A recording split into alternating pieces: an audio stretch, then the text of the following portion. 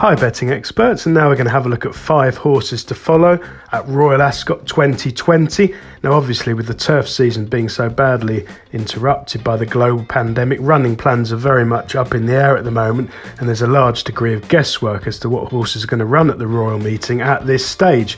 However, all of the 5 on my list are worth keeping on side of through the summer months as the season does belatedly get underway, and hopefully we'll see a few of them take part and be winning some of these races at Royal Ascot. Now the first one to kick us off is Cold Front of William Haggis's. This is a 3-year-old colt. He had one run as a juvenile when he was an extremely well-backed 3-1 favourite for a 20-runner Newbury maiden in October last year. That is traditionally a very strong race, and this one looked no exception at all. For most of the race, the market confidence looked sure to be landed as he strode along in front, going a really strong gallop in what was atrocious ground on the day. Really heavy conditions.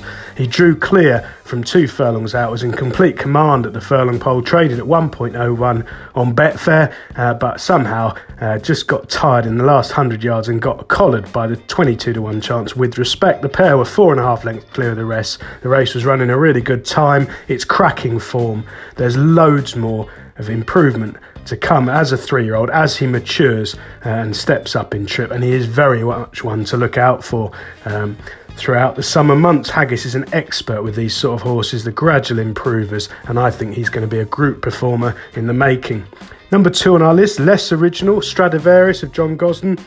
6-year-old now. He's a brilliant stayer. He's won 14 of his 20 career races so far. He's got a brilliant record at Ascot. He tasted defeat just once last season when pipped on his final run by Kew Gardens, his old rival, after an absolutely fantastic tussle.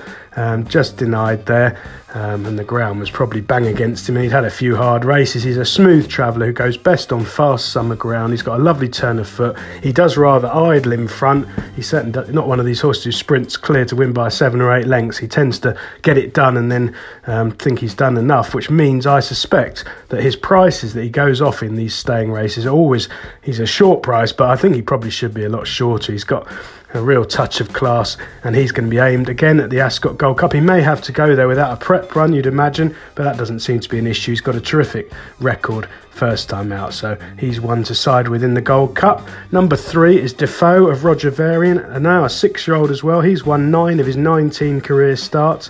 He's one of these unusual horses who's got better as the years have gone by, and I thought he was better than ever last season.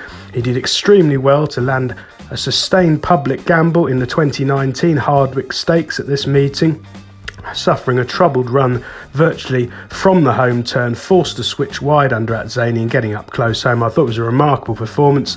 He's a lot better than that bare victory suggests, and I think that he's being aimed at the Hardwick again in 2020. He does come here having had a prep run in March, which will be an advantage over some of these rivals, I suspect. He just got nutted on the line at Meydan in a Group 2 by 33-1 chance in Loxley. But I wouldn't read too much into that. He's back in the UK. He was being aimed at Epsom before Royal Ascot, but that seems unlikely to take place now. So he's going to head straight to the Hardwick, and I would imagine he'll be spot on and extremely hard to beat. Number 4 is Space Blues of Charlie Appleby's, a 4-year-old colt. Now this one was really expensive to follow last season. He got beat in the Group 3 Jersey Stakes at the Royal meeting. He was sent off 5-2 favourite there in a huge field.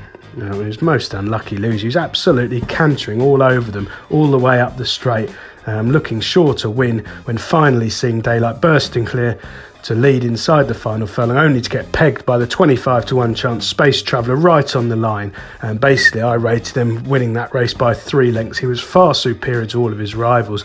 He did then go over to Deauville and get beaten twice, but that's solid form, and his final run at Meydan, I thought he'd had enough for the season. He was turned over at 4-6 there, wasn't at his best. I suspect he'll be campaigned over 7 furlongs this time around, and he's certainly a lot better than a Group 3 performer that his form suggests. And number 5 is Ottoman Court, a 3-year-old gelding of Charlie Appleby's. Now this one ran 4 times as a juvenile.